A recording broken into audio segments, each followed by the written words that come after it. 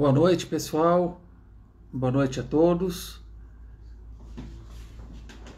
Bem-vindos à nossa Segundas da Psi do Esporte, nossa live semanal. Sejam bem-vindos, todos bem-vindos. Temos hoje muito assunto aqui para conversar, muita coisa legal para trocar ideias. Pessoal todo já entrando. Vamos aqui aguardar só um pouquinho, pessoal todo ser avisado. Fala, Júlia, bem-vinda. Wagner, valeu, um abraço para todos. Ótima noite. Hoje é noite especial, noite de perguntas e respostas, hein? Essa aqui é a 17ª live já, hein? Bastante live. Mas isso é só o começo. Só o começo dos cursos que vão vir aí, dos módulos, das mentorias. Muita coisa bacana aí pela frente. Eu vou só dar um tempinho pro pessoal acabar de ser avisado, né? O pessoal acabar de ser avisado que eu tô online. Olha quem tá aí, Lorraine, querida, um beijo, que bom, saudades suas. Espero que você esteja bem aí. Pois manda notícia, tá? Que alegria. Grande atleta, pelo amor de Deus. Fala, Luizão, boa noite. Boa noite a todos. Dá mais um minutinho só. Aí eu vou começar a ler aqui algumas perguntas. Vou ler aqui algumas perguntas e vamos trocar ideia, vamos conversar um pouco. Muitos temas, vocês mandaram um monte de perguntas. E eu não sei nem se numa live só eu vou conseguir responder todo mundo, né? Imagina. Valeu, Gabriel. Obrigado, querido. Obrigado pela presença aí. Grande abraço. E bom, sem mais delongas, né, como a gente diz, deixa eu começar a abrir aqui as perguntas, hein, gente? Nós vamos falar de um pouco de tudo. Hoje vai ser uma miscelânea. Jana, boa noite. Bom, voltando aqui, por quê, né? Porque a nossa área, ela tem tanto preconceito, né? Ela é tão difícil de ser valorizada. Eu acho, gente, que antes, né, de ser do esporte, obrigado, Fábio. Hoje a defesa na Câmara foi boa, né? Foi brava. E muitas coisas vão vir a partir daí, viu, Fábio? Acompanha. Já tá tendo desdobramentos muito positivos. Mas deixa eu falar com vocês. Essa questão, eu acho e tenho a sensação de que é uma questão cultural. E não só no esporte. Eu acho que o esporte, ele de alguma forma é um retrato de um preconceito ou uma falta de valorização no campo sociocultural. E em paralelo ao desenvolvimento, ao avanço, ao reconhecimento da psicologia enquanto ciência no esporte, eu acho e percebo que paralelo também na parte sociocultural, na parte clínica, às vezes até em recursos humanos a gente vê, tem muita gente que me segue que é do RH e que vê que às vezes tem preconceito, tem desinformação dentro, né, do próprio RH das empresas. Então, veja, pessoal, eu entendo que essa dificuldade que a gente está aqui falando, ela é fruto de uma questão que é além do esporte. Eu acho que isso é uma questão muito no Brasil. O Brasil tem uma leitura ainda muito pejorativa em várias áreas de acesso quando o assunto é psicologia. Mas eu não sou louco. Mas eu não sou fraco. Mas eu não sou isso, eu não sou aquilo. Tudo, né, é por conta da desinformação e da má informação, né? E eu quero já amarrar essa... eu vou amarrando por associação livre, tá, gente? Eu quero amarrar essa pergunta que vocês me fizeram numa outra, pedindo aqui que eu fale sobre coaching. Professor, o que você acha sobre a questão dos coaches? Qual é a interação, né, do coach na psicologia? Como que eu vejo a questão dos coaches, né? Olha, pessoal, eu vejo da seguinte maneira, eu acho uma área super importante, acho o coaching super válido, como era e é a PNL na década de 80, 90, quando eu estava já ali estudando psicologia, eu lembro que a PNL era também muito banalizada, e a PNL hoje imagina, ela é base para várias ciências, a psicologia positiva, entre outras, né? Então, o coaching, eu acho, ele é uma área muito importante, mas também caiu naquela coisa que as coisas que acontecem no Brasil, né, gente? É impressionante, né? O pessoal consegue, e aí cria coach de DNA, cria coach de não sei o quê, tananá, tananá. O Gabriel tá falando aqui que os coaches vêm ganhando espaço em virtude do imediatismo. Eu acho um tema interessante, Gabriel. E acho que é isso também, que é aquela coisa do mirabolante. Ninguém quer passar por processos, né, Gabriel? O pessoal quer logo o resultado. E acho que a fala, muitas vezes equivocada, de muitos profissionais do coaching, acaba meio que mistificando toda essa questão de que, olha, você vai ter desde o seu amor de volta, né, até a sua empresa fazendo sucesso, a sua vida emocional. E eu acho que aí você acaba banalizando demais o que de fato o coaching pode oferecer, né? Eu tenho um módulo no meu curso de formação em psicologia do esporte que agora tá com as matrículas fechadas, né? Mas deve abrir no segundo semestre. E a gente tem um módulo de coaching que vai um profissional da área dar aula sobre estabelecimento de metas e o coaching esportivo, que é super interessante, super interessante. O coaching no esporte, ele é muito importante quando é feito com responsabilidade, com conhecimento e que o profissional entenda qual é o lugar efetivo de ação e de interação. Quando a gente ouve falar de mind coach, toda essa parte do coaching que trabalha com aspectos psicoemocionais, a gente tem que tomar um certo cuidado, porque a interação com os aspectos mentais exige, é condição única, básica, que o profissional seja formado em psicologia com especialização em coaching. Daí ok, aí beleza.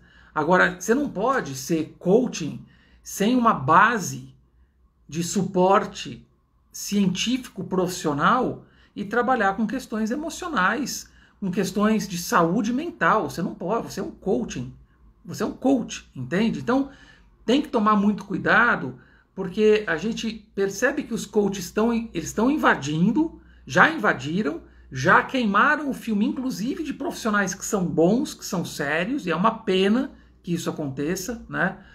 E eu vejo no esporte uma funcionalidade imensa desses profissionais. Eu acho que é, assim, fundamental o trabalho deles e a associação ao lado de psicólogos. Eu já fiz parcerias com profissionais de coaching que foram muito produtivas, né? Mas é aquela coisa, cada um no seu espaço. Se o psicólogo não tem conhecimento do coach, ele não atua na área do coaching. Mas se o coaching também não é formado em psicologia, ele não vai trabalhar com as questões mentais, com as questões emocionais, né? Então, tem esse ponto que a gente precisa ficar atento. Deixa eu fechar e abrir mais perguntas aqui. Pessoal, a pergunta, não sei se vocês ouviram, não sei quando eu saio daqui, o meu vídeo fica pausado, não sei se vocês continuam com a voz. Mas a pergunta é, o que eu acho da pandemia no futebol e o que eu acho da questão dos jogos sem público, né, nos estádios. Bom, e os resultados, né, que estão surgindo, que estão aparecendo. Eu acho o seguinte, gente, os jogadores, de alguma forma, eles já estão se acostumando a jogar com os estádios vazios. Eu acho que a grande questão que virá, e virá logo, a gente espera que em breve, né, vai ser trabalhar o emocional desses atletas com estádios cheios. Porque acho que os estádios vazios hoje já é uma condição de naturalidade. Os jogadores entram em campo já sabendo que tá tudo vazio, que é assim que vai funcionar e que qualquer um pode ganhar o jogo. Isso que eu acho que é interessante. E vejam, pessoal, a readaptação, como fala o Gabriel, e nessa readaptação dos jogadores com estádios cheios, vai aí um bocado de questão emocional, vai aí um bocado de dificuldades que alguns atletas possivelmente vão ter, né, nesse retorno. Ó, o Matheus aqui já perguntando se eu atendo torcedor também. Cruzeirense vai fazer fila, o time tem que me feito sofrer.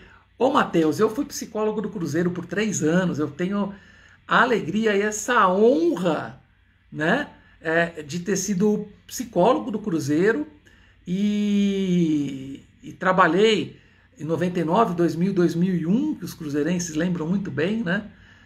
E lamento demais o que o Cruzeiro está vivendo, eu acho muito triste, é muito, mas muito abaixo do tamanho do Cruzeiro como instituição, como representação do futebol brasileiro, e o time que me recebeu muito bem em BH aqueles 3 anos, e eu lamento demais, né? Espero que o Cruzeiro saia logo dessa, que resolva pendências políticas, administrativas e financeiras que infelizmente estão acabando com o Cruzeiro,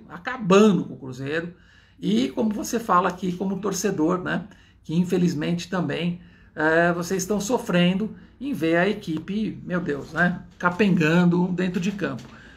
Mas enfim, por tempos melhores para o Cruzeiro, porque a nação azul merece, a nação celeste merece, e o que eu vivi, os títulos que ajudei a conquistar na Toca da Raposa, antes ainda a nova Toca da Raposa ser inaugurada, eu sou da época da Toquinha ainda, né, que ficou só para as equipes de base.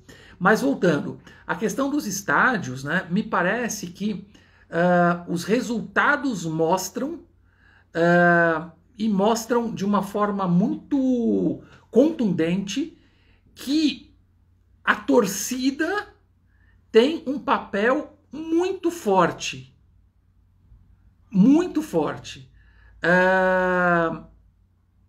Quando a gente olha resultados passados e os mesmos jogos hoje no presente sem a torcida, a gente tem a possibilidade de encontrar resultados absolutamente inesperados. E isso acontece exatamente por conta de um novo cenário, de um novo ambiente. E cada atleta, cada equipe, de alguma forma, age, interage, responde de jeitos diferentes, né? Vocês estão comentando aqui, o Luiz falou, os jogadores são os mesmos quando jogam dentro e fora de casa, mas a postura não. O time da casa sempre tende a atacar. Coisas que só a psicologia explica e os dirigentes não dão atenção. Não dão atenção, Luiz. Eles trocam técnico, eles tiram o jogador, eles não olham. O pessoal fica bravo comigo no Twitter, porque eu falo, cara, tem demanda psicológica aí. Aí começa a esteira do discurso psicológico. Eu falo, gente, se eu estou falando nesse momento que a situação aí é caótica emocionalmente, é porque lá atrás já tinha que ter sido feito alguma coisa e não foi feito. Aí agora tem jogador sendo expulso do nada, tem um monte de atleta que está com medo de arrematar a gol, mas a gente está vendo isso, né? Mas os dirigentes parece que, eu não sei, o começo da live hoje foi falando disso, né? Dessa dificuldade monstruosa em se valorizar os aspectos do treinamento humano, mental, emocional, social no esporte. O futebol, eu acho que é a grande estrela do andar para trás, quando o assunto é relacionado aos aspectos mentais, né, e emocionais. É uma pena, eu espero que um dia isso mude. O Fábio está dizendo aqui, se eu vi a entrevista pós-jogo, não vi, do Flamengo América, o Lisca citou a superioridade do Flamengo, inclusive a superioridade psicológica. Não duvido. Acho que, não sei se eu concordo com a demissão do Lisca, foram 3 derrotas seguidas, né?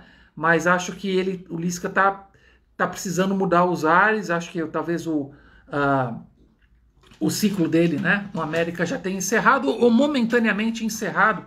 É o técnico que deve voltar, volta e meia vai voltar para o América, porque é um cara que fez um trabalho belíssimo, levou o América a resultados absolutamente inéditos, né? Então, tomara que ele volte, é um cara, além do que é um cara muito folclórico, né?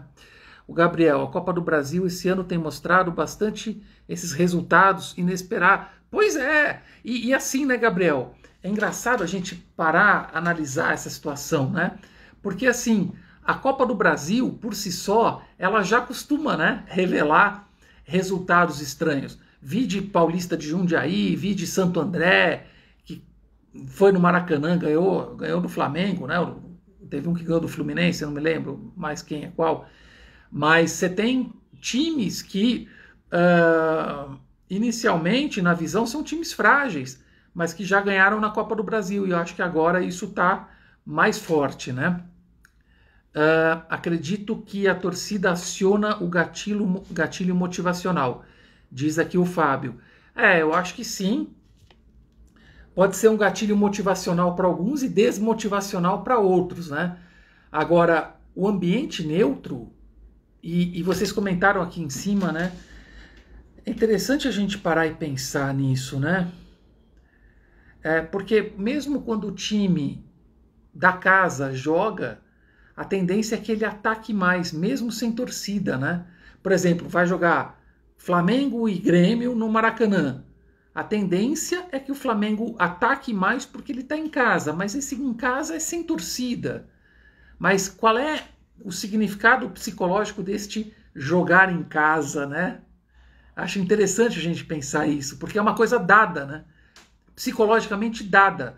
Então eu sou jogador do Grêmio, eu vou enfrentar o Flamengo. Beleza. Mas não é campo neutro, porque eu estou indo no Maracanã jogar. O Maracanã é a casa do Flamengo, né?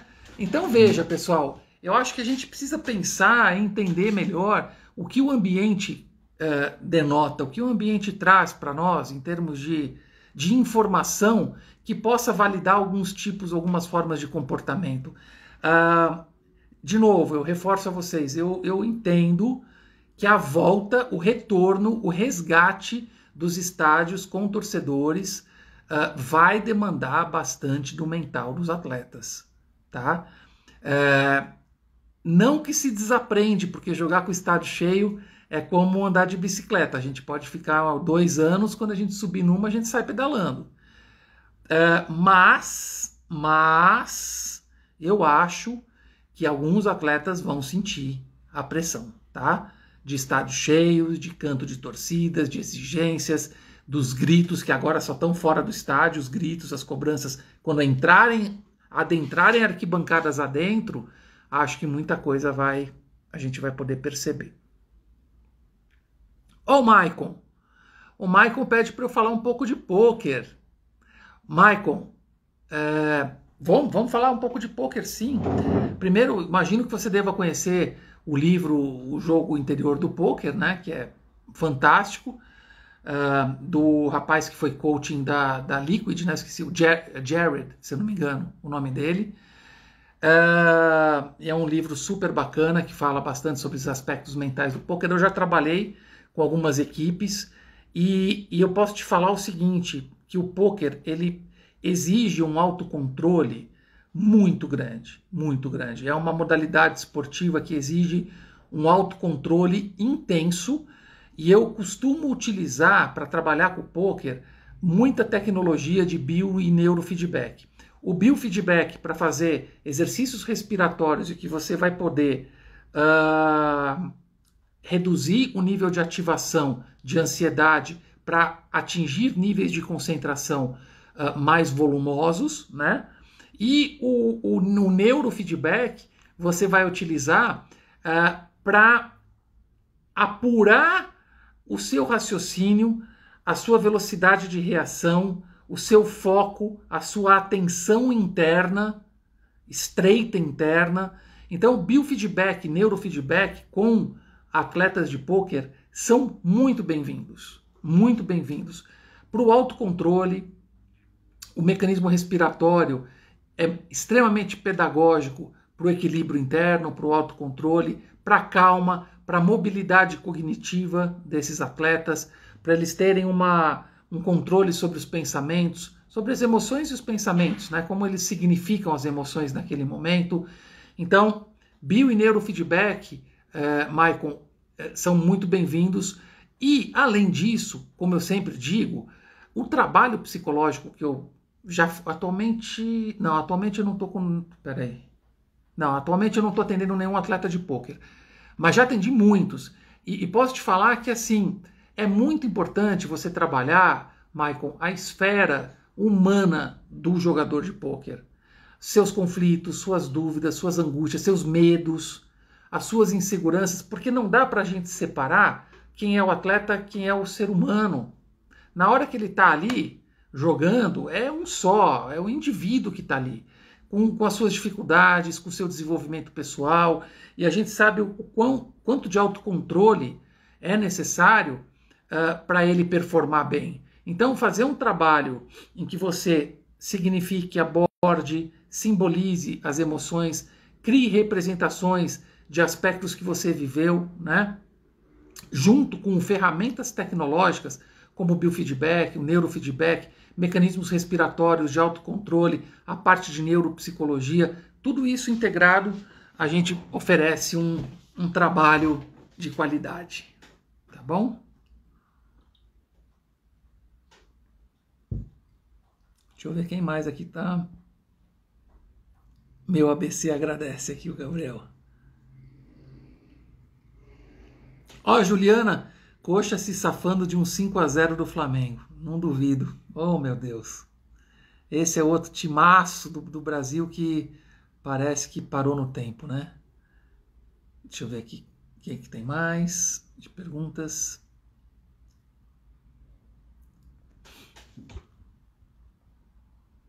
Mas como fazer... Ah, então, Maicon, eu achei que você estava falando com os atletas presencialmente, né?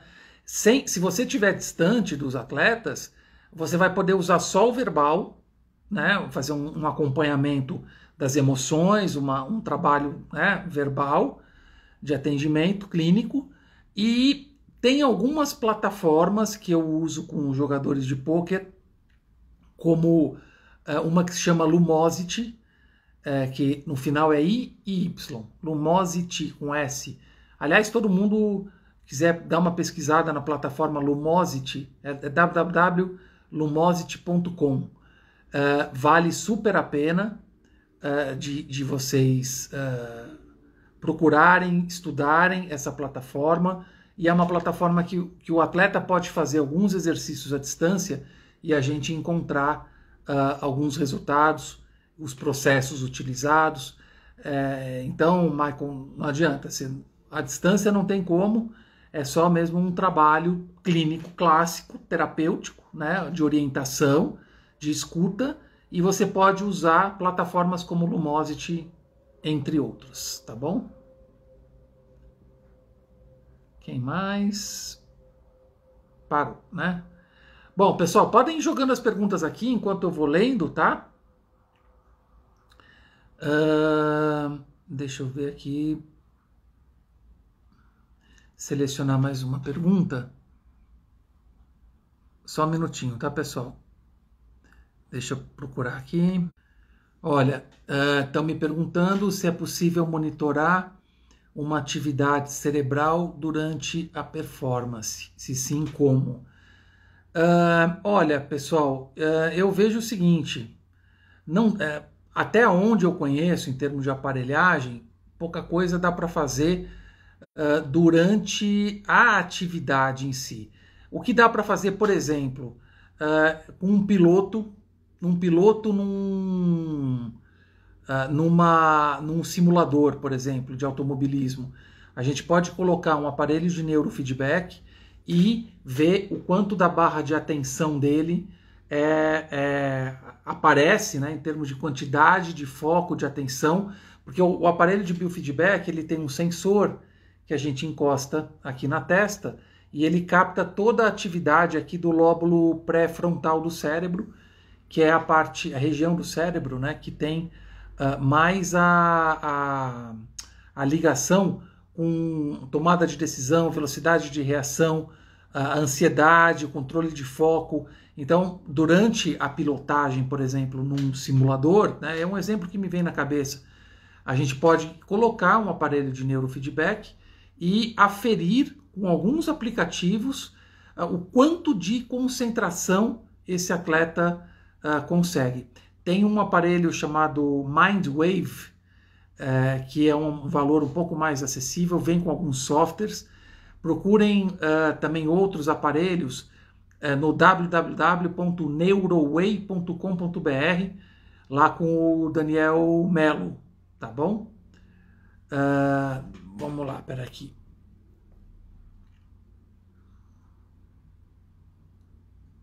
Tem algumas perguntas que entraram. O Fábio pergunta como trabalhar a psicologia com criança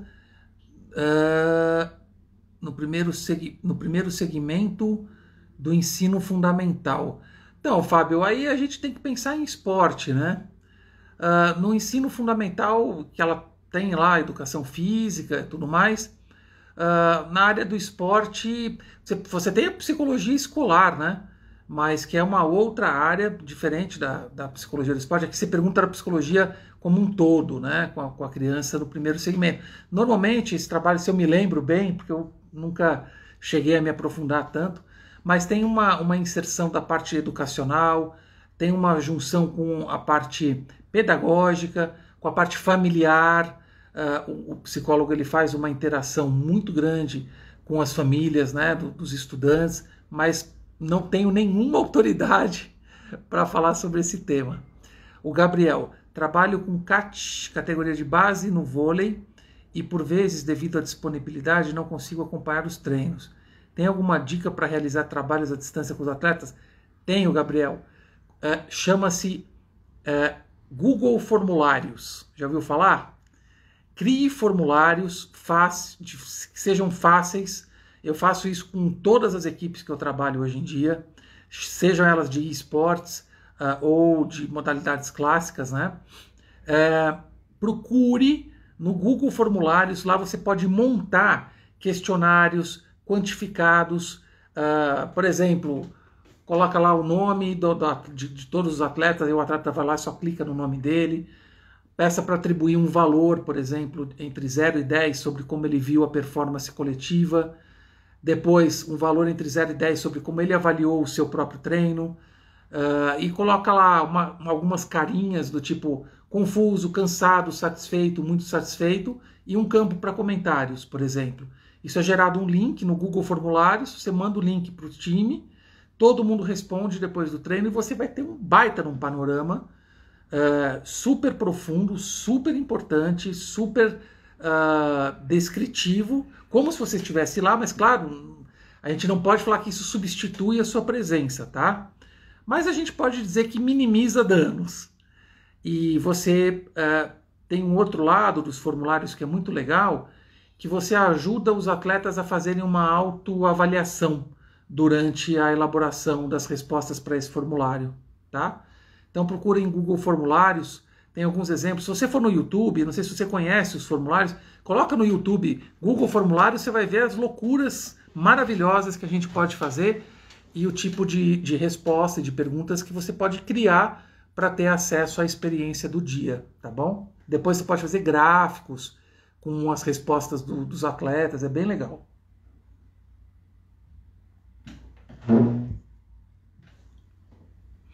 Vamos lá. Professor, como você compreende o trabalho em uma equipe Botega, né?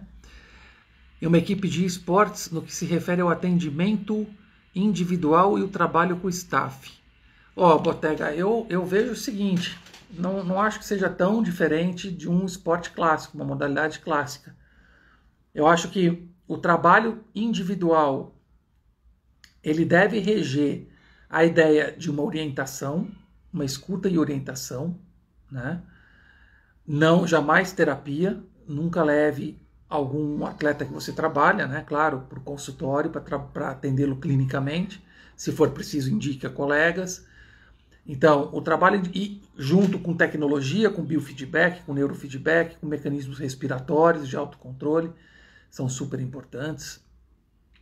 E com staff, eu acho que deve-se tentar ao máximo passar o staff a alguns dados, alguns fatores de personalidade, ainda mais se for esportes, que tem 5, 6, 7, 8 atletas, sei lá, se muito, 10, dá para a gente ter um controle no perfil, um conhecimento do perfil de personalidade desses atletas e conversar com o técnico, conversar com o staff para ver a melhor maneira de ter o approach, de ter, né, o contato com esses atletas, como trabalhá-los, entender o campo do repertório motivacional da equipe, o que motiva, o que desmotiva, como que o técnico pode ter uma melhor escuta dos jogadores, a forma de falar, o que falar. Eu acho que aí a gente faz um trabalho de orientação com o staff, né? Aí você continua aquilo que se refere à demanda particular do atleta e aquilo que tem a ver com questões importantes para o funcionamento geral da equipe. Então, a gente tem que tomar cuidado, né? Muito cuidado, para não levar para staff questões relacionadas ao foro íntimo de atletas, ou alguma coisa que seja aberta para nós, porque é aberto na confiança e deve ficar dentro desse ambiente da confiança e do 1 a 1. Agora, o que o staff precisa saber é a condição emocional, se o atleta está bom ou não está bom, se ele está preparado ou não está preparado, se ele está muito ansioso, se ele está concentrado. Isso ele precisa saber, né? Então, demanda particular, quando você coloca aqui, eu vejo o seguinte: se for uma demanda psicológica, a gente trabalha num trabalho de orientação, um trabalho pedagógico individual no esporte. Se tiver por baixo uma questão mais profunda, a gente tem que encaminhar esse atleta para um trabalho clínico, tá bom? E do atleta e aquilo que tem a ver com questões importantes para o funcionamento da equipe em geral. Aí, às vezes, dependendo do que são essas demandas, a gente até trabalha isso coletivamente, dependendo do que são essas demandas. Às vezes é conflito, às vezes é dificuldade de se colocar, é dificuldade de se expor, é dificuldade de ser aceito, é medo, insegurança, depende. Então, a gente tem que ficar sempre muito atento em como fazer o trânsito das informações entre os atletas e o staff, tá bom?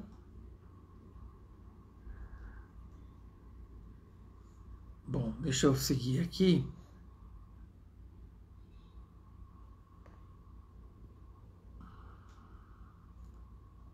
Aprendi, o Gabriel. Meu amigo. I have a friend, I have an American friend. My friend Chris Worship, a great singer, US singer. Miss you, man. After the COVID, we're gonna get together again in Dallas, okay? Thanks for coming. Um amigo aqui de Dallas que eu conheci na época do MIBR, que eu trabalhei no time e estava em Dallas. Ele, na verdade, é um cantor gospel fantástico, trabalha com Uber, e eu o conheci num carro lá em Dallas, indo de um jogo para o outro, e ficamos muito amigos. Então o Chris está aqui, fantástico. Mais perguntas, pessoal?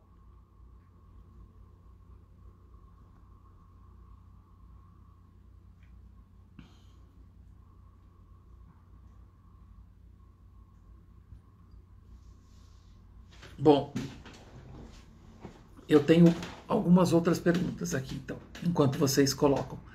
Eu tenho a pergunta... que o Luiz chegou. Você acredita que em breve teremos a psicologia do esporte nas grades universitárias? Olha, Luiz, eu espero que sim, meu caro. Eu espero que sim. A psicologia do esporte ela já está em grades da educação física, né? Mas ela entra em algumas faculdades de psicologia como eletiva, e aí muitas vezes os profissionais que dão aula não são nem psicólogos, né, Luiz? são formados em educação física, com alguma especialização na área da psicologia do esporte. Eu espero, Luiz, que nos próximos 10 anos a psicologia do esporte, pelo que eu acompanho no meio acadêmico, que eu espero não precisar voltar mais na minha vida, né? De verdade. Eu não sou um entusiasta do universo da academia, né, universitária. Embora tenha feito mestrado, doutorado, pós-doutorado, eu fui indo meio que no susto, sabe? Depois do mestrado eu falei, não volto mais e não sei o que. Aí recebi um convite da USP e falei, bom, vamos lá, né, cara? Convite da USP demora às vezes 12, 15 anos para você conseguir uma vaga para fazer uma pós na USP. Aí eu fui fazer o pós-doc, aí eu fui fazer o doutorado. Aí recebi um convite da PUC para fazer o pós-doc. Eu fui indo assim, porque foi no empurrão mesmo, sabe? É um meio que eu não curto muito, mas eu espero que a gente tenha a psicologia do esporte na grade mesmo da psicologia, como uma matéria, como você tem a psicologia hospitalar, a psicologia escolar, que você tenha também a psicologia do esporte. Eu acho, super importante. É uma área que está crescendo pra caramba, né? Não tem por que não ter, né, na área. Eu espero que sim. Olha aqui, o Fábio está falando que teve aula de psicologia do esporte com a professora Maria Helena, psico da Vasco da Gama. Ela foi, adoro a Maria Helena, adoro. A Maria Helena é um amor de pessoa, minha amiga pessoal, a gente fala praticamente todos os dias, viu, Fábio? Estou num grupo junto com ela, a gente sempre troca mensagem. Uma profissional de altíssimo nível, super inteligente, criativa, sensível, e eu adoro a Maria Helena. Assim, eu sou suspeito para falar dela. E que bom que você passou por ela, que bom que você teve a alegria, a honra e a sorte de ter tido a Maria Helena como sua professora. Você estava ali com uma profissional realmente da área da psicologia, formada psicóloga, com todos os cursos na área do esporte e, além dos cursos, a experiência. Veja, gente, eu acho super importante a gente falar de experiência. A gente tem que falar de experiência. O psicólogo, não adianta ele ter uma disciplina se ele não conhece o esporte, se ele não estuda o esporte, se ele não frequenta o esporte, se ele não vive o esporte. Você tem que amar o esporte assim, de assistir as coisas, procurar uma visão diferente. Eu fico aqui às vezes até 2 da manhã assistindo NBA, às vezes eu faço umas anotações, algumas coisas que eu vou enxergando na quadra, às vezes eu checo de novo depois, assistindo o replay do jogo, eu vou até aquele momento para ver se era aqui mesmo. Você precisa gostar, mas eu faço isso, não porque é preciso, eu faço porque eu amo. Para mim é diversão, não é trabalho. Eu me divirto no trabalho. O pessoal, nossa, João, você não para, não sei o quê. Mas, cara, eu me divirto. Eu adoro o que eu faço, eu tenho uma paixão. As pessoas às vezes percebem isso, né? Então, acho que fazer com amor, né? Fazer com paixão, a gente é mais da metade do caminho. Como você tem visto a realidade da psicologia do esporte no Brasil em relação a oportunidades? Gabriel, essa é uma pergunta, inclusive, que eu tinha aqui, já estava separada. Eu acho que ainda é poucas possibilidades para o tanto de demanda que existe, né? Eu tenho muitos alunos que saem do meu curso, muitos deles conseguem estágios, e acho que é um dos principais caminhos. Tem uma pergunta aqui que eu estava lendo, perguntando sobre o começo, né? Sair da faculdade, o que fazer, como começar na área e tudo mais. E eu digo sempre, não tem mágica na área clínica, na área educacional, na área institucional e na área do esporte. Para a gente conseguir um espaço, a gente precisa trabalhar, a gente precisa estudar, a gente precisa ir atrás de estágio, a gente precisa ir atrás de seminários, congressos, simpósios, cursos. Não cai do céu. Assim, eu estou falando isso em 2021. Vocês imaginem em 1989? Não tinha um livro em português, gente. Eu não podia nem estudar. Eu tive que esperar a Amazon demorar 38 dias para trazer os livros que eu comprava nos Estados Unidos para chegar por correio na minha casa. Não tinha. Hoje deve ter uns, sei lá, 40 livros em português na área do esporte, né? Eu ajudei aí contribuir com 5 deles. Então, estudar, ler, conversar, acompanhar o esporte, procurar nos clubes, os clubes sociais que têm departamentos esportivos, se eles têm psicólogos, se dentro do trabalho da psicologia tem a possibilidade de fazer estágio, tem que ir atrás, gente. É o que eu digo sempre. Essas oportunidades, elas não batem a nossa porta. Se a gente ficar parado, a gente vai continuar parado, entendeu? Então, o consultório também é uma outra questão. Consultório com atletas, a clínica com atletas, né? É um outro tema, né? Eu vou falar isso muito nas mentorias, eu vou descrever um pouco alguns caminhos que eu acho que são interessantes para a gente começar a receber mais psicólogos. Eu acho que a gente tem que se expor mais. Eu acho que a nossa classe, ela se expõe muito pouco, se expõe no bom sentido, né? Vocês veem aqui, eu estou colocando por mês, em média, 19 a 23 vídeos, entre YouTube, Facebook, Instagram, publicando em sites, em blogs, falando, porque é uma rede, gente, a gente precisa entrar na engrenagem, não dá pra gente ficar, meu Deus, o que eu faço? Abre um blog, começa a escrever, foi assim que eu comecei, quando praticamente nem existia ciência, entendeu? É por aí que a gente começa, né, a trabalhar e a ganhar visibilidade. O Fábio também dizendo da didática da Marilena, sensacional. Ela sente prazer em ensinar. Então, o Thiago pergunta aqui sobre trabalhos voluntários para adquirir mais experiência. Thiago, uma coisa é a realidade, a outra coisa é o conceito, tá? Eu vou te falar dos dois. O conceito, eu não gosto. Eu não gosto porque quanto que a gente gasta, quem faz faculdade particular, não consegue entrar numa pública, quanto que a gente gasta para se formar psicólogo? Muito dinheiro, né? Aí a gente se forma e vai trabalhar de graça para ter uma oportunidade. E isso é o que eu acho, tá? Agora, isso versus a realidade, eu acho que daí a gente tem que repensar. Porque às vezes, e por conta do preconceito, por conta das desinformações tão comuns, né, no meio esportivo, a gente tem que trabalhar um período, né, sem receber, fazer um trabalho voluntário, para mostrar o trabalho e aí ele ser valorizado. Entende? Porque eu disse são dois olhares, né? Um que é o que eu acho que é injusto e o outro que é o que é real. Então eu acho que durante um tempo, seja estágio ou seja começar a desenvolver um trabalho, eu acho muito ruim o voluntário, porque a gente não cria o vínculo do dinheiro e infelizmente para muita gente o vínculo do dinheiro é o vínculo do respeito. Então assim, tipo, não vamos lá, esse cara a gente não paga nada para ele, depois a gente faz, sabe?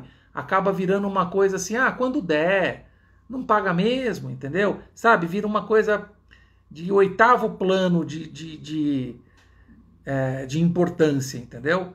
Quando na verdade tem que ser um dos primeiros no esporte, é base. É um lado físico, um lado técnico e a base é mental. Quer dizer, então eu tenho muito pé atrás com essa questão do voluntariado, sabe? Eu acho que se for por um período curto, para ganhar um pouco de experiência, como você faz, ok, de preferência que seja estágio. Agora, não fazer um trabalho denso, robusto, com metodologia e tudo, e oferecer isso voluntário, daí eu já não acho legal. A Cíntia, professor, vejo muita demanda na área onde atuo, promovendo saúde, atletas amadores, academias, áreas de saúde, nas organizações. Então, Cíntia, eu quero conversar mais com você. sobre esse tema. Eventualmente até a gente bater um papo numa live, ia ser muito bom, né? Porque eu entendo que, assim, muita gente percebe ou pensa que a psicologia do esporte é só alto rendimento. Não é. Tem essa área da saúde que é muito interessante, os atletas amadores, as academias, os projetos, né, de academia, até que eu inclusive passo para os alunos esses projetos no meu curso, ensino a utilizar a metodologia, como se constrói, e áreas de saúde, em organizações também, eventos. Gente, por exemplo, ó, vamos lá.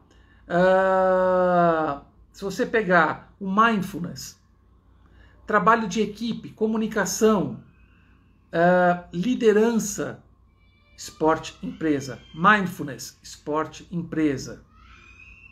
Trabalho de equipe, esporte, empresa. Então, tudo isso a gente pode cruzar. Essa questão da qualidade de vida, quando a Cíntia fala aqui em áreas de saúde nas organizações, também é para a qualidade de ambiente, para a qualidade de relacionamentos. A psicologia do esporte conversa muito. Eu ainda vou fazer uma live só sobre isso. Eu tenho um projeto que eu já usei durante muitos anos, eu tive que parar porque eu estava sendo tirado do esporte e indo para o ambiente corporativo, que não é exatamente o lugar que eu quero estar, né? Mas estava dando muito certo, inclusive criei um projeto chamado LEAP, Lideranças e Equipes de Alta Performance, a Psicologia do Esporte no Universo Corporativo. E vou dar uma live, vou fazer uma live sobre isso um dia, e eu falo sobre esse projeto no meu curso também. Vou fazer várias mentorias para quem quiser usar a psicologia do esporte no campo corporativo, com certeza, como uma das áreas, né? Mas o que a Cíntia traz, e a gente vai conversar, Cíntia, é essa questão da área da saúde, essa questão da prática do exercício físico, é o tanto de novidades, né? A live passada, que foi com a queridíssima Vanessa, e ela explicou aqui pra gente, trouxe alguns casos, né, muito interessantes do trabalho dela como profissional da educação física e psicóloga, como que a psicologia, a prática de exercício físico ajuda no ambiente terapêutico clínico mental, né? Então, como a Cíntia fala aqui, a questão da saúde, ela é muito importante e ela deve ser aprofundada. Deixa eu ver quem mais aqui. Gabriel, acha que falta ousadia por parte dos profissionais? Gabriel, não sei se ousadia é a palavra. Eu acho que empreendimento é a palavra. Sabe, eu assim, de 5, 10 anos para cá, você não imagina a felicidade que eu fico. Que a gente já formou mais de 3 mil alunos. Então, assim, agora, volta e meia, eu vou dando scroll no meu Insta e vou vendo um monte de publicações de psicologia do esporte. Eu vou ver ali, a maioria, tudo alunos que passaram por mim. Então é isso, é colocar, é fazer grupos, lives, juntar pessoas em volta da psicologia do esporte e divulgar, né? Fazer carrosselzinhos explicativos. A Patrícia, a Amanda, são psicólogas do esporte que se formaram, estão se formando comigo, já se formaram, fazem volta e meia carrosséis explicando conceitos, né? A gente precisa criar um comportamento pedagógico social para a psicologia do esporte, entendeu? Que é alguma coisa que meio que sozinho eu venho fazendo desde 1989 e agora tem um exército de gente, né, junto comigo. Então, eu acho que a gente vai chegar lá, mas falta empreendimento, um senso, um espírito empreendedor aos psicólogos. Cíntia.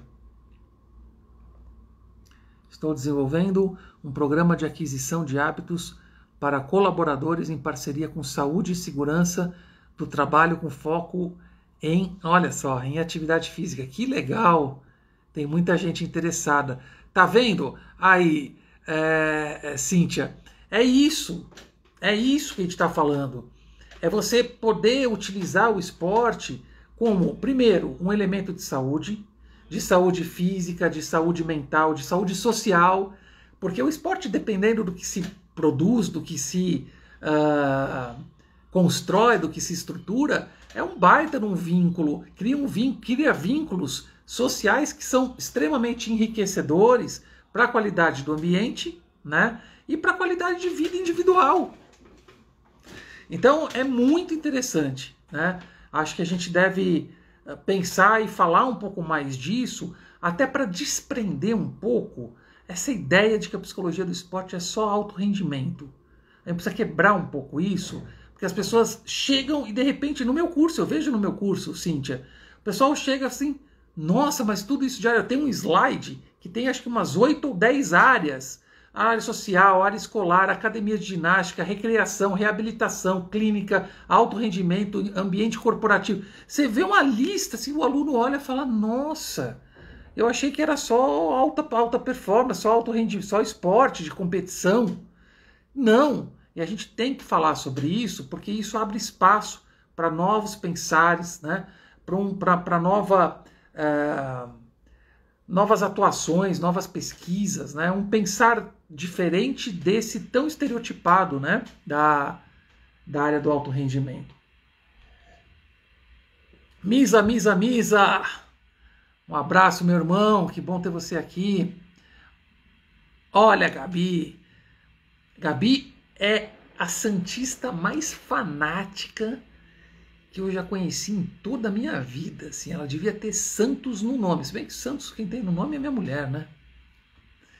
Mas a Gabi, ela é muito santista. Queridíssima. Professor, e a questão da psicologia no tênis para treinadores? Também sofre impressão? Depois de ler seu livro e se aprofundando, vi que surgiu uma grande preocupação. Ô, Gabi, que pergunta, hein? Olha, é uma relação muito próxima, né, Gabi, dos técnicos, né, com os atletas ou com as atletas. Eu penso que sim, e se a gente for imaginar essa relação ou o tênis, né, praticado desde modalidades de categorias menores, infantil, juvenil, e aí você tem a figura daquele treinador, né? O professor, que é o professor de, sei lá, uma equipe de 10 atletas. Como que é importante, né, Gabi? Eu falo isso no curso, esse profissional conhecer um pouco de psicologia do desenvolvimento, né? Conhecer um pouco de família, conhecer um pouco de emoção, a psicologia das emoções, né? Como eu digo sempre. Conhecer um pouco mais, com maior proximidade, características dos perfis psicológicos de cada atleta que ele trabalha. Isso eu estou falando numa categoria de base, tá, Gabi? Agora, se a gente for falar na área profissional, como eu tive um treinador, quando eu fui tenista profissional, eu tinha um treinador que viajava comigo, era o meu técnico, né? E eu posso te falar, não só como psicólogo, mas como ex-atleta profissional, que a relação, a nitidez da comunicação, a confiança, os planejamentos táticos, estratégicos, a forma como você aborda depois de uma vitória, depois de uma derrota. Um psicólogo do esporte ajuda muito nessa relação. O problema é que nem sempre essa é uma relação, entre aspas, aberta, que a gente pode ou tem a anuência do atleta e do treinador para não entrar no meio, mas para ajudar nessa interação, né? Você está falando, claro, dos fatores de ativação mental e emocional no comportamento de tenistas juvenis, que é a minha tese de doutorado. Quem quiser ler, ela virou um livro, né?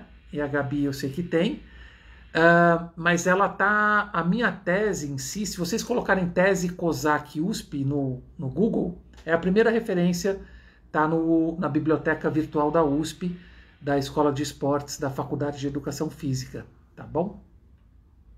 Ô Gabi, isso também dá uma outra live, hein, para falar de tênis. Nem convida 2 vezes, nem meia vez convida, porque para falar de tênis você sabe que, nossa, e agora com tanta coisa, né? Roland Garros, com um monte de coisa que aconteceu. Nossa, não, vamos mudar de assunto aqui, senão... Oi, a Elis! queridíssima amiga. As pessoas pensam que é só futebol, etc, porque é onda grita, é onde grita. É, exatamente, Elis. Que saudades suas, minha amiga. Sem dúvida, sem dúvida. Que é só alto rendimento, né, Elis? E futebol? Não, não. Eu vou pegar a Cíntia direitinho, viu, Cíntia? Você não vai me escapar, não. Nós vamos fazer uma live para falar dessa questão da saúde na empresa, absenteísmo, né? Que o pessoal morre de medo. Oh, coisa boa. Gabriel, boa noite. Oh, a Mônica, professor, o que o senhor acha da psicologia do esporte nas escolas de futebol? Mônica, muito legal sua pergunta. O Misael tá aqui, né? O Misael, craquíssimo da psicologia do esporte, querido, uma pessoa fantástica. Acho que o Misael ele pode escrever aqui, se é que ele não escreveu, né? Mas estou vendo que vocês estão trocando aí já instas, o que muito me deixa feliz. Eu acho super importante o trabalho em escolas de futebol, porque a partir dali muita coisa vai desmembrar para frente, muita coisa. Eventualmente a entrada para uma equipe profissional, ainda que seja em categorias de base, mas um time mesmo, né? Um time. Você trabalha numa escola de um bairro, uma escolinha de futebol, e de repente dali você vai para o Palmeiras, você vai para o Corinthians, você vai para o Flamengo, você vai para o Vasco. Mesmo que você ainda vá para categorias de base, você está mudando o teu status indo para um clube profissional. Então eu acho que a importância ela é plena do psicólogo do esporte em escolinhas de futebol, justamente por esse fator, né? O fator do desenvolvimento interno, das dúvidas. Devo dizer a vocês também que tem uma questão, às vezes, que tem atletas que estão nessas escolinhas e que não gostam de estar lá, estão por conta de pais, porque o pai queria ser jogador de futebol. Misael certamente deve ter 800 histórias como essa. E aí o garoto está lá desmotivado, e você vai ver de perto, ele não gosta, ele não curte, ele está lá porque o pai, sob a égide do desejo do pai, entendeu? Então, enfim, eu acho que a gente tem que pensar isso com carinho e também para trabalhar a transição, Mônica. A transição eu acho bem importante de uma escolinha para um clube profissional, tá? Deixa eu ver aqui. Tá. Pediu aqui para ele olhar. Boa, Cíntia, nós vamos falar. Lives ótimas, Elis, obrigado, querida. Gabi, faço uma live sobre tênis, estou estudando bastante sobre seu livro, está todo marcado, está com catapora, Gabi, meu livro. Vamos fazer uma live de tênis, vamos sim. As próximas lives vão ser muito, muito interessantes também. Eu vou fazer uma semana, eu não sei se vai ser a semana, provavelmente a semana que vem, com duas pessoas que eu trabalho, um psicólogo que é meu estagiário numa equipe de esportes eletrônicos, e também o técnico de uma equipe que ele trabalha, que o psicólogo trabalha, que é um treinador que também está estudando psicologia. A gente deve fazer 3 quadrinhos aqui, vamos conversar sobre preparação, vamos falar sobre a integração entre treinador e psicólogo, né? Então eu vou convidar os dois para vir aqui a semana que vem. Dando tudo certo, eu vou combinar com a Cíntia da gente falar sobre saúde, para fazer daqui 15 dias. E vão acompanhando a gente, né? É muito legal, curti essa ideia de perguntas. Tem aqui perguntas para mais 3 horas de live. Mas olha, gente, eu confesso para vocês, estou cansado. Hoje eu atendi bastante e tive a participação numa audiência na Câmara dos Deputados hoje, para falar sobre os aspectos psicológicos na profissionalização dos e-sports no Brasil. Foi uma palestra dura de 2 horas, de um evento, uma audiência de 2 horas. Eu falei por 2 vezes bastante coisa e foi uma energia, foi bem gasta, mas eu estou cansado uma altura dessa. Vou fazer minha sopinha, São Paulo está bem frio, quem está por aqui, vou esquentar. E obrigado, viu, queridos? Obrigado, essa live vai ficar disponível aqui no feed. YouTube, João Kozak, Psicologia Esportiva. Facebook, Dr. João Kozak, Psicologia Esportiva. O Darlon, Dr. João, qual comportamento técnicos e pais não podem cometer com os filhos? Darlon, essa é tema de mais uma live, mas em linhas gerais, respeitar o desejo das crianças, no sentido de querer ou não praticar aquela modalidade, tomar cuidado com as reações intempestivas, principalmente de pais e treinadores, que podem afetar os garotos emocionalmente e, dependendo do nível de agressividade que isso é colocado, você pode até tirar o garoto ou a garota da prática esportiva, o que gera um prejuízo em diversas áreas do desenvolvimento. Mas eu vou guardar esse teu tema, tá? E vou fazer uma live sobre ela, sobre psicologia, desenvolvimento e alto rendimento, tá? Deixa comigo. Beto, espanhol. Vocês acham que, de repente, a psicologia do esporte pode ter uma certa rejeição por conta dos egos? Ô Beto, sim. Sim. Sim. Infelizmente, sim. E isso, Beto, é por conta de insegurança. Mas tem como a gente trabalhar isso. Tem como... às vezes é difícil, a sua pergunta é, às vezes é difícil a gente chegar até eles por conta do ego. Mas se a gente tiver uma chance, é muito importante a gente mostrar que é cada um na sua área. Que a gente não está lá para ser treinador, a gente não vai falar de técnica, a gente está lá para ajudar o trabalho do treinador. Por isso que eu digo sempre, nos trabalhos de mentoria que a gente vai criar, os grupos de mentoria, eu vou ensinar vocês a fazer uma palestra tópico a tópico, item a item, com alguns cuidados que a gente tem que ter na elaboração dessas palestras. Então, a forma pela qual a gente aproveita a chance que nos é aberta vai determinar totalmente o sucesso da nossa entrada ou da nossa não entrada no esporte. Mas sem dúvida nenhuma que acho que essa questão do ego e de uma insegurança emocional com a possibilidade de alguém da área da psicologia chegar, já gera uma resistência, fala assim, não preciso disso. E os sintomas e os comportamentos só vão piorando. Negar a demanda é pior. Agora, por outro lado, já há muitos treinadores de diversas modalidades que, sem dúvida nenhuma, ajudam, abrem, né, o caminho. Enfim, a gente já tem um caminho bastante com boa receptividade, né, em outras áreas, com outras modalidades, tá bom? Darlon, em breve lhe trarei numa entrevista no meu Instagram, com prazer, Darlon, para a gente falar sobre psicologia do esporte. Vai ser um grande prazer. Queridos, vou jantar, tô verde de fome. Obrigado, viu? Obrigado a todos, obrigado pelas perguntas. Eu não consegui responder tudo, a gente está aqui há uma hora, quase 1h15, mas vamos fazer outras dessa, com certeza, e a todo tempo vocês têm como me achar. Aqui tô sempre no pedaço, plugado, batalhando, trabalhando por aquilo que eu amo, que é a psicologia do esporte. Um abraço a todos, obrigado, viu, gente? Grande abraço, até breve.